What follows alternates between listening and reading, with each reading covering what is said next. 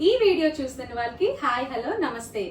ఈ రోజు మీ ముందుకి ఒక సింపుల్ స్వీట్ ఐటమ్ తో వచ్చేసాను. స్వీట్ ఐటమ్ అంటే కష్టపడి చేసేది ఏం లేదండి, సింపుల్ గా పాయసం. బట్ పాయసం అనగానే అందరూ సేమియా పాయసమే అనుకుంటున్నారు. బట్ ఓల్డ్ ఈజ్ గోల్డ్ అంటారు కదా. మనకి పాత రోజుల్లో పాయసం అనగానే సగ్గు బియ్యంతో మాత్రమే చేసేవారు. ఇప్పుడంతా మ్యాగీ జనరేషన్ కదండి. ఇలా అంటే అలా వంటలు అయిపోవాలి. 3 నిమిషాల్లో అయిపోయే వంట కన్నా హెల్త్ ఈజ్ ఇంపార్టెంట్ అంటారు కదా. సో హెల్తీగా పాయసం తినాలంటే సేమియా కాకుండా ఈసారి నుండి సగ్గు బియ్యంతో పాయసం చేసుకుందాం. సో సగ్గు బియ్యంతోనే పాయసం ఎందుకు చేసుకోవాలి, అందులో ఉన్న హెల్త్ బెనిఫిట్స్ ఏంటనేది మనం ప్రొసీజర్ చేస్తూ మాట్లాడుకుందాం.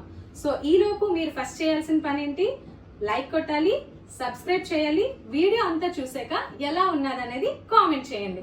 సరే, మనం ఇంకా ప్రొసీజర్ లోకి వెళ్ళిపోదామా? సో మన సగ్గుబియ్యం పాయసం కోసం కావాల్సిన పదార్థాలు, మనకి సరైన మెజర్మెంట్ తీసుకుంటే సగ్గుబియ్యం పాయసం చిక్కగా అవ్వకుండా సేమియా పాయసం కన్నా చాలా బాగా వస్తుందండి. సో అన్నిటికీ నేను ఈ కప్పు మెజర్మెంట్ తీసుకుంటున్నాను.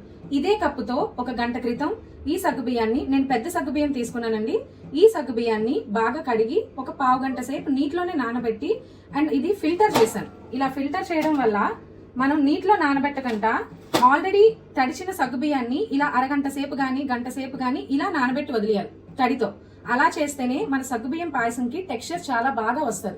అలా నీటిలోనే వదిలేయడం వల్ల గంజి నీరు లాగా చిక్కగా తెల్లగా మారిపోతుంది, మన పాయసం చూడడానికి కూడా బాగోదు. అందుకనే ఈ విధంగా మాత్రమే నానబెట్టండి సగ్గుబియ్యం. సో ఇప్పుడు 1 కప్ ఆఫ్ సగ్గుబియ్యం తీసుకున్నాం కదా, అదే కప్ షుగర్ తీసుకుంటున్నాం. 2 కప్స్ ఆఫ్ షుగర్, అంటే 1:2 రేషియో. 1 కప్ ఆఫ్ సగ్గుబియ్యం తీసుకుంటే 2 కప్స్ ఆఫ్ షుగర్. అందులో 1 కప్ నేను షుగర్ తీసుకున్నాను. ఇంకో 1 కప్ ఇలాచీ పౌడర్ చేయడానికని 1 కప్ షుగర్ తో కలిపి చిన్న మిక్సీ జార్ లో మిక్సీ చేసుకున్నాను. సో ఆల్రెడీ బాయిల్ చేసిన మిల్క్ అండ్ 1 కప్ ఆఫ్ సగ్గుబియ్యం, 2 cups of sugar and 3 cups of liquid పడుతుందండి. అందులో 2 కప్స్ వాటర్ వేసుకోవాలి, లాస్ట్ లో 1 కప్ పాలు వేసుకోవాలి. అలా 1, 2, 3 ప్రాసెస్ అనమాట. సగ్గుబియ్యం 1 cup, sugar 2 cups, liquid quantity 3 cups, అందులో 2 కప్స్ వాటర్ వేసుకుంటే 3rd కప్ ఏమో పాలు వేసుకోవాలి. ఈ విధమైన మెజర్మెంట్ తో సగ్గుబియ్యం చేసుకుంటే పర్ఫెక్ట్ టెక్స్చర్ తో మనకి తయారైపోద్ది సగ్గుబియ్యం పాయసం.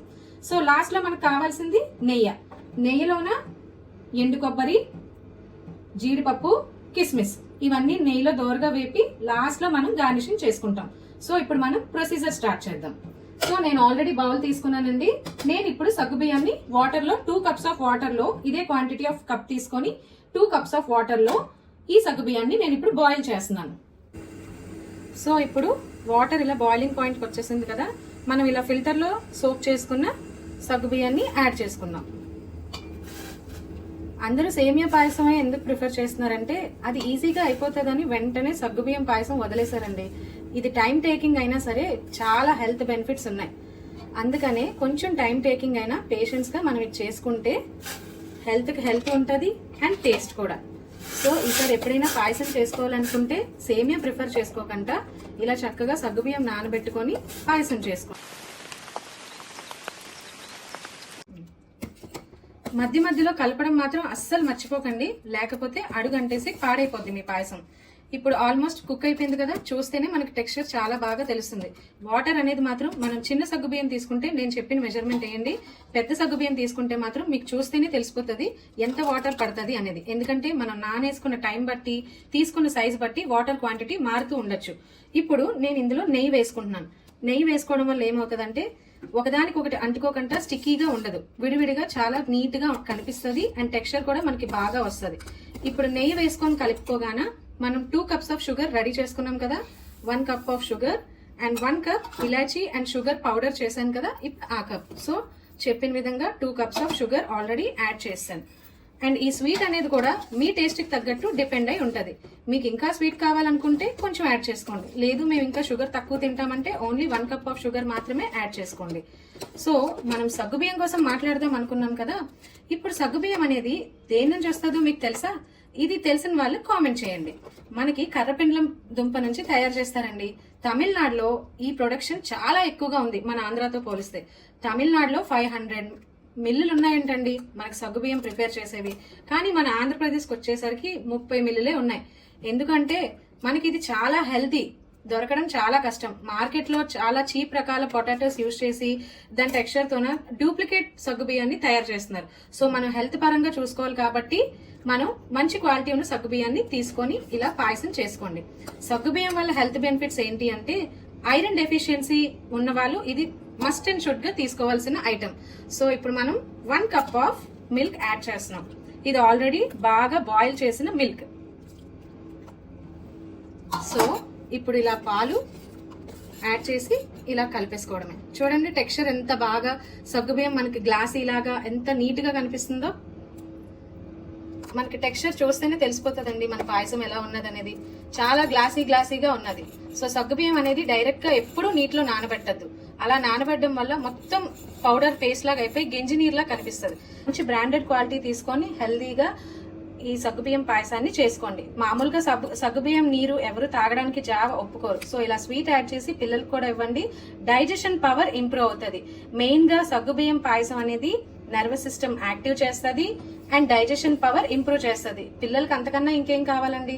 సో మన సగ్గుబియ్యం పాయసం ప్రిపేర్ అయిపోయింది. ఇప్పుడు గార్నిషింగ్ కోసం ఒక బౌల్లో నెయ్యి యాడ్ చేసి మనం ముందుగానే సిద్ధం చేసుకున్న ఎండు కొబ్బరి ముక్కల్ని ఇలా తరిగి ఉంచుకున్నాను. ఎండు కొబ్బరి ముక్కలు, జీడిపప్పు, కిస్మిస్ అన్ని నెయ్యిలో దోరగా వేపేసి గార్నిష్ చేసుకొని కలిపేయడమే.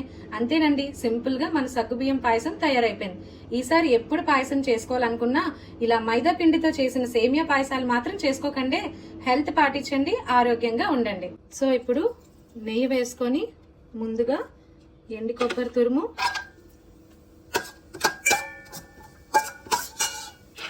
ఎండు కొబ్బరి తురుము కొంచెం గట్టిగా ఉంటుంది కాబట్టి ముందు అదే వేసుకోండి.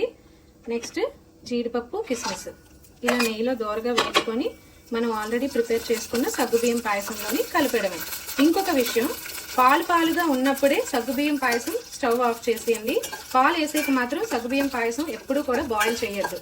అలా చేయడం వల్ల ఇంకా థిక్నెస్ అయిపోతుంది. సో అందుకని పాలుగా ఉన్నప్పుడే పొయ్యి ఆపేసి నెయ్యిలో ఇలా దోరగా వేపిన ఎండు కొబ్బరి, జీడిపప్పు, కిస్మిస్ తో గార్నిషింగ్ చేసేయండి. అంతేనండి, మనం సింపుల్ గా హెల్దీ స్వీట్ పాయసం చేసేసాం.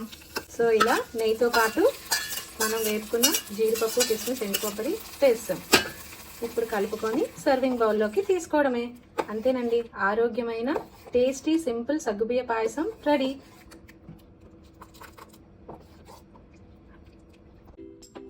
మన సగ్గుబియ్య పాయసం సర్వింగ్ బౌల్లోకి తీసుకున్నాం.